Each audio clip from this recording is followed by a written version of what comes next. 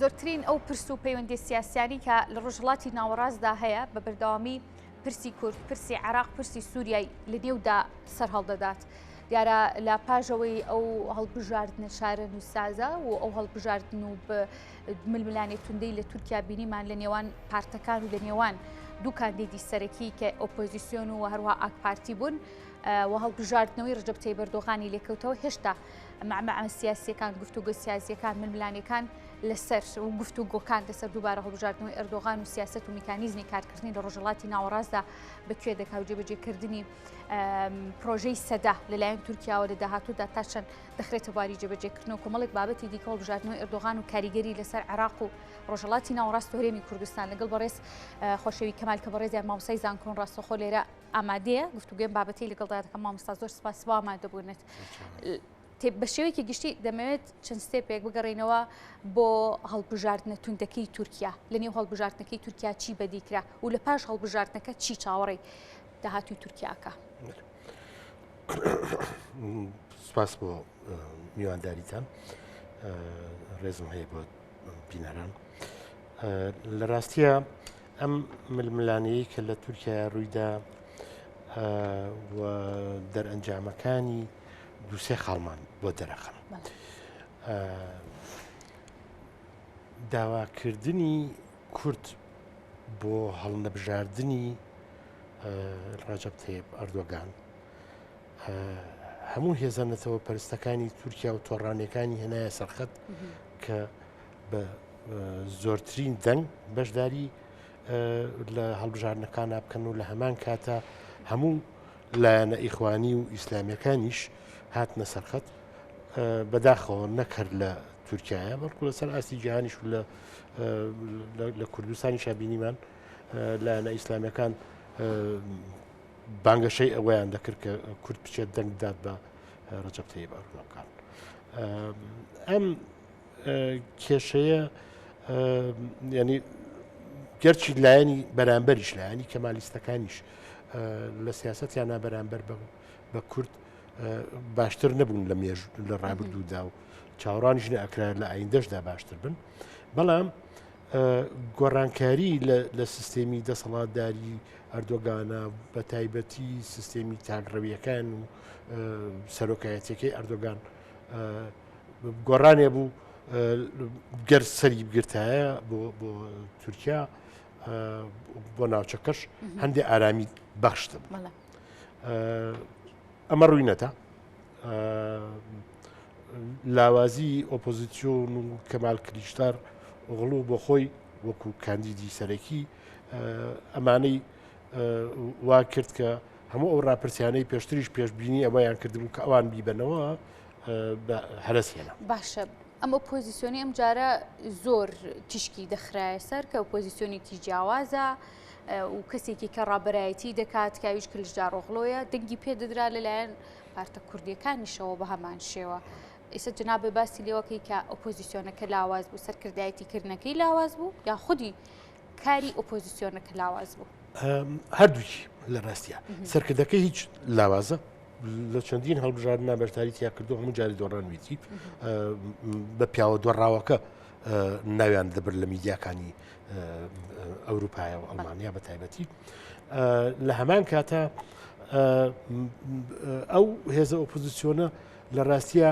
تەنها خاڵی هاوبەشیان هەڵنەبژاردنەوەی ڕەجەب تەیب ئەردۆغان بوو. بەرنامەیەکی سەرتاسەریان دانەڕشت بوو، یعنی لاوازیەکەیان لەوا بوو هێندە بۆچوونی جیاوازی تیا بوو لە هێزی نەتەوە پەرستەوە تا هێزی کورد تا هێزی سۆشیال دیموکراتەکان تا کەمالیستەکان. ئەمانە بەرنامەیەکی هاوبەش و ڕوونیان نەبوو بۆ دوای ئەردۆغان چیەکەن. ئەوەی هەیان بوو خاڵی گشتی بوو، نزیک بوونەوە بوو لە ناتۆ لە تورکیا، کشانەوەی هێزەکانیان بوو لە سووریا و گێڕانەوەی ئەو هەموو پەنابەرانەی کە لە سووریاوە گەیشت بووناوی. یعنی ئەمە پێڵی گشتی بوو، بەڵام کێشەی گەورەی ئابووری تورکیا ئەوان زۆر توخنی ناکەوتن، هەوڵیان نادا ئەو خاڵە لاوازەی ئەردۆغان بەکاربێنن، هەوڵیان نەئەدا ئەو زەرەر و زیانەی کە لە خەڵکی کەوتبوو لە دەرەنجامی بوومەلەرزەکە ئەوە بکەنە خاڵی سەرەکی هەڵبژاردنەکان و ململانەکان لەگەڵ دیارە بەشێک لە دروشمەکانیشیان دروشمی قورس بوو لە ڕەنگە لە دوای جێبەجێکردنیشی ئاسان نەبووە بەربوونە گەڕانەوەی ئەو ئاوارە زۆری تورکیا کە لە نێو سووریا هەیە بنمونە گەڕانەوەی سوپای تورکیا لە نێو سووریا کە ئەمە ڕەنگە لەسەر ئاستەنی و دەوڵەتیەکەی ژەر کاریگەری دروستکار نەک تەنها بۆ تورکیا. بڵێ لە ڕاستیە یعنی هەم کشانەوەی هێزەکانی تورکیا لە سووریا بۆ خەڵکە نەتەوە پەرستەکە ئەوەی دەگەیان کە ڕێگا ئەدەن بە کورد لەو ناوچەیە بمێنێتەوە. ئەمە هێندەی کە خەڵکی نەتەوە پەرستی هاندەدا بچێت دەنگدا بە ڕەجەب تەیب ئەردۆغان. ئەمە یەک. دوو، گەرچی بەشێک لە خەڵکی تورکیا ناڕازیە لەوەی ئەو هەموو ژمارە زۆرەی پەنابەر لە هاتوونەتە سووریا هاتوونەتە تورکیا و لەوێ دەژین،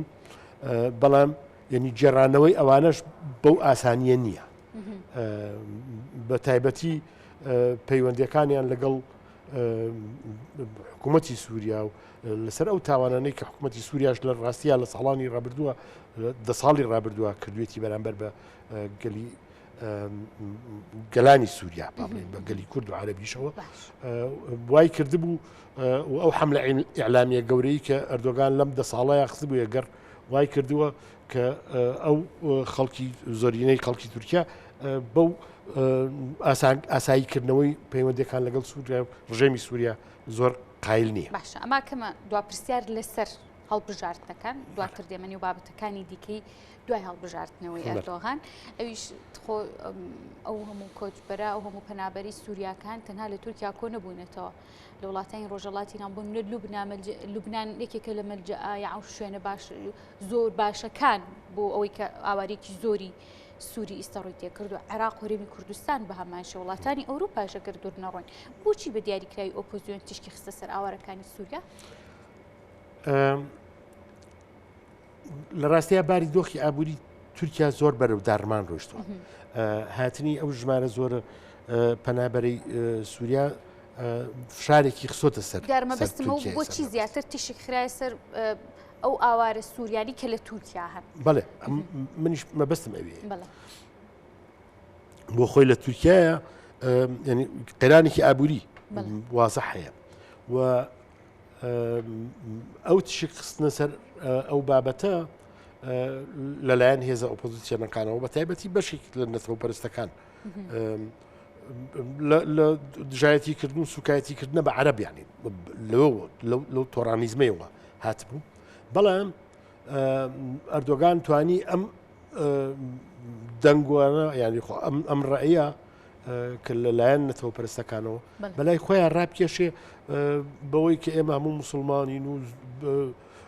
ئەو خەڵکە ئاوارە بووە و زیانی بەرکەوتووە لەلایەن ڕژەمێکی ئەلمانیەوە باسیەوە نازەم ئەمەوە لەبەرەوە ئەبینین زۆرێک لەو دەنگانەی کە لە ڕاستیە لەگەڵ ئەواشان کە ئەو خەڵکە بگەڕێتەوە بۆ سووریا بەڵام دەنگیان نەدا بە ئۆپۆزیسیۆن هەرمانەوە لەسەر دەنگدان بە ئەردۆغان. باش مامۆستا خۆی کێشەکە لێرەوە دەست پێ دەکات کە دووبارە ئەردۆغان من ناوم ناکێشە بەس کێشەش نییە ڕەنگە بۆ خەڵکی وڵاتەکەی خۆیان کێشە نەبێت ئەمە کە بە حکمەوەی کە هەڵبژێردراوە متمانی زۆرینی خەڵکی بەدەستێناوە بەڵام لە دوای هەڵبژاردنەوەی ئەردۆغان چ گۆڕانکاریەک لە معادلە لە هاوکێشە سیاسەکەیە ئەهێنێتە ئاراوە بۆ ناوخۆی تورکیا کە بۆ قەیرانە ئابووریە توندەیە تێپەڕێ و لە ڕووی سیاسیەکەیشەوە دیارە بە دەرنیە لەم بابەتە و لەسەر ئاستە هەرێمی و نێودەوڵەتێک و وڵاتانی ڕۆژهەڵاتی ناوەڕاست بە هەمان شێوە. من لە بەشی دووەمی پرسیارەکەەوە دەست پێکەمەوە لە سیاسەتە نێودەوڵەتیەکەیەوە لە ڕاستیە لە دێر زەمانەوە تورکیا دوو بنەمای سەرەکی هەبوو لە سیاسەتکردنە یەکێکیان ڕێگەگرتن و دژایەتیکردنی هەموو بزوتنەوەی ڕزگاری خوازی گەلی کورد لە هەموو پارچەکانی کوردستان و لایەکێکا بێ و دژایەتیکردنی بەدەستهێنانی مافی کورد لە هەموو وڵاتێکیشە لەبەرەوە چ کەمالیستەکان چ ئەردۆغان هەمان سیاسەتیان پێڕوو کردووە کەم یا زۆر هەندێک ڕتوشیان پێ کردو پێش پەرلەمان دوای یان پێش هەڵبژاردنەکان دوای هەڵبژاردنەکان چون سەر هەمان ڕێڕەوی خۆی پیادەکردنی ئەمان سیاسەتی خۆیان لەبەرەوە ئەوە یەک بنەمای سەرەکیە لە هەموو سیاسەتی تورکیا لە ساتەوەختی دروستبوونی دەوڵەتی تورکیای نوێەوە ئەوەی دووهەم لە زمانی کەمالیستەکانە لە ڕاستیە قوڵبوونەوەی پەیوەندیەکان بۆ لەگەڵ ڕۆژاوای لەگەڵ ناتووە و لەگەڵ ئەمریکایە و پەیوەندیەکانە لەگەڵ یەکێتی ئەوروپایە بەهێز بکەن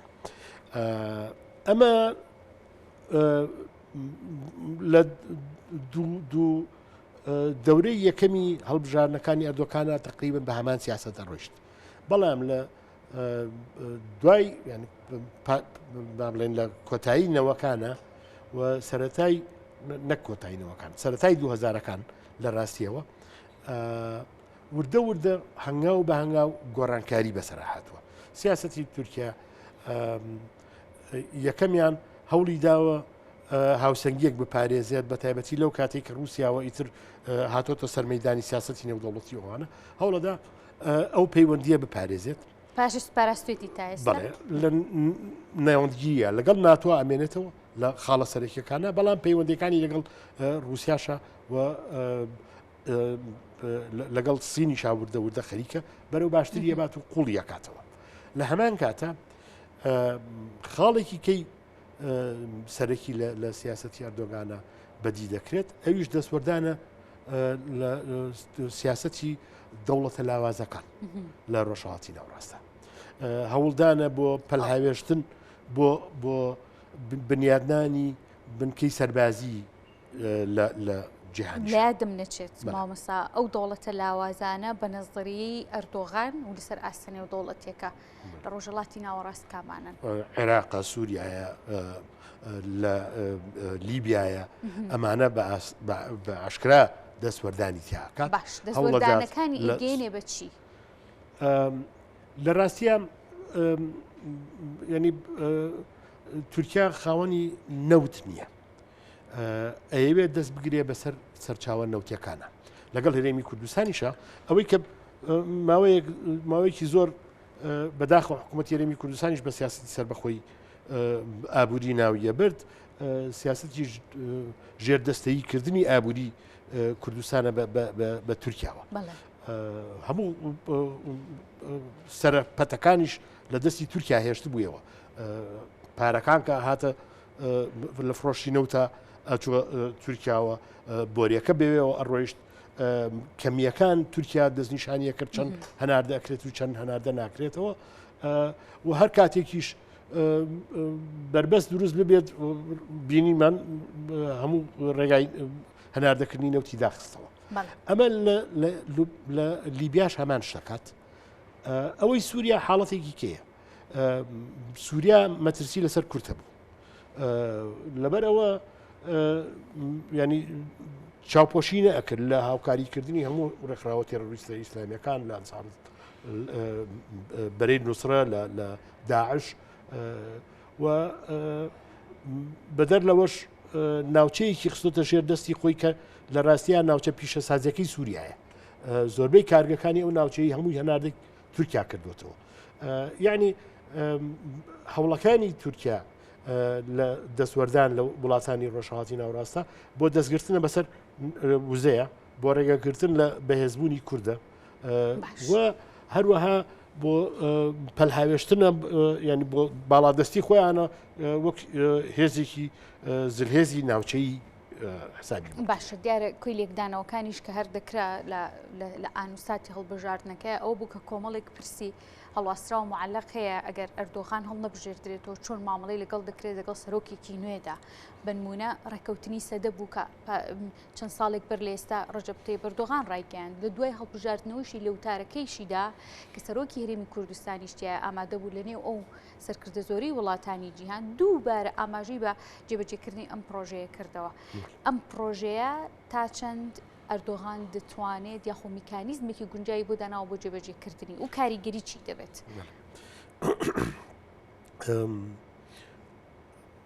پێم وایە ینی ئەردۆغان دوو سێ خاڵ سوودی لێ وەرەگرێت یەکێکیان ئەو گۆڕانکاریە هاوکێشە جیهانیەیە کە هاتۆتە ئاراوە ململانەکانی ئەمریکا لەگەڵ سینا لەلایەک ململانەکانی ئەمریکا و رووسیا و وڵاتانی ئەوروپا و رووسیا شەڕی ئۆکرانیا و ئەمریکا و ئێران بڵێ ئەمریکا و ئێران ئەمانە هەمووی وا ئەکات کە تورکیا ئەو ڕۆڵە ببینێ لەلایەکەوە تورکیا پەیوەندەکانی لەگەڵ رووسایە باش کرد و بیکا بە ناوەندی فرۆشی نەوت و گازی رووسی لەلایەکەوە هەوڵەدا ینی پێشتر بینیمان ئەو چوارسەکانی لە رووسیا کڕی بەبێ گوێدانە ئەوەی کە بەشێکە لە ناتۆ بەبێ ئەوەی ئەو مەترسیانەی کە ئەمریکا هەیە سەرباری ڤیتۆکانی ئەمریکا لەسەر بەڵێ مەترسیەکانی ئەمریکا کە رووسیا بتوانێت لە ڕێی ئەم دامەزرانی S400 کلێنەکانی هێزی سەربازی ناتۆ ئەمریکا و تیارەکانی بدۆزرێتەوە ئەبینین ینی تورکیا ئەم خاڵە زۆر بە قازانجێتی و بەکاری دەهێنێت بۆ ئەو پلانی سەدەیە لە هەمان کاتە نەیشاردۆتەوە ئەردۆگان لە ڕاستیە خۆی بە سوڵتانێکی عوسمانی دانێت و هەوڵی دامەزرانەوەی دەوڵەتێکی عوسمانی نوێدا دەنێتەوە لە هەمان کاتە یەکێک لە وتارەکانی دوای هەڵبژاردننی ئەڵێ من دیفاع لە هەموو تورکەکەم من سەرۆکی هەموو تورکم لە جیهاناوە لە هەچ شوێنێک تورک زەرمەند بێ ئێمە هانیان بەیان پشتیوانیان دەکەین تورکیا ئەم بابەتی بۆ لە ماوەی ئەم 5 ساڵی حکومڕانیدا دەتوانێت جێبەجێ بکات لە ڕاستیە کۆمەڵێک خاڵ هەیە ینی کۆمەڵک گۆڕانکاری کردو لە سیاستکە کە دوور نییە بە قازانجی ئابووری بگەڕێتەوە دوور نییە یارمەتی دەربێ بۆ ئەنجامدانی ئەو نەخشەیە ماوەیەکی زۆر تورکیا باسی سفر کێشەیە کرد لە سیاسەتی نێودەوڵەتی لەگەڵ دەرودراوسێکەشە لە ڕاستیە کێشە ئابوووریەکانی وای کرد کە بگەڕێتەوە سەر ئەم سیاستە بەڵام ئەم سیاستە دیسانانی سنووردارە لە ڕاستیە سنووردارە یعنی ئێمە ئەگەر بچینەوە ساڵی 1970 مەسەلەن لەسەر کاتێک یەکێتی نیشتمانی کوردستان لەگەڵ حکوومەتی عێراقی پێشوە لە گفتوگۆیان بوو کە زانی خەریکە نەکەونە ڕێ ئیتر بۆ ڕازی نەبوو فشاری خستە سەر عێراق کە ئەو ڕێکەوتنامەی واژوو نەکات لەگەڵ سووریا لە نەوەکانە کۆتایی هەشتاکانە دیسان و فشاری خستە و سەریان کە عەبدوڵڵا ئۆجەلان نیشتام لێوێ بوو ینی ئەو سفر پەیوەندیە باشە لە ڕاستیە سنووردار ئەگەر بێتە سەر کێشەی کورد بەڵام لەم ئیستادا هاتووە کۆمەڵێک خاڵەکات پەیوەندەکانی لەگەڵ عەربستانی سوودی و لەگەڵ ئیمارات و لەگەڵ ئەوانە باش کرد قەتەر هەر باش بۆ تەکتیکەکانی گۆڕیوە بۆ ئەوەی سەرمایە گوزاری بکرێتەوە لە تورکیا و لەو قەیران نەجاتی بێ وردە وردە بتوانێت ئەو نەخشەیە بجێبەجێ بکات لەگەڵ رووسیا هەر عینەن شت ئەو پەیوەندی ئابووری دروست کردووە و هەوڵەدا تورکیا بکاتە ناوەندی وزە لە ڕۆژهاتی ناوەڕاست بەڕێز مامۆستا خۆشەوی کەمال مامۆستای زانکۆ زۆر سوپاس بۆ ئامادەبوون مامۆستامان دوو نەبی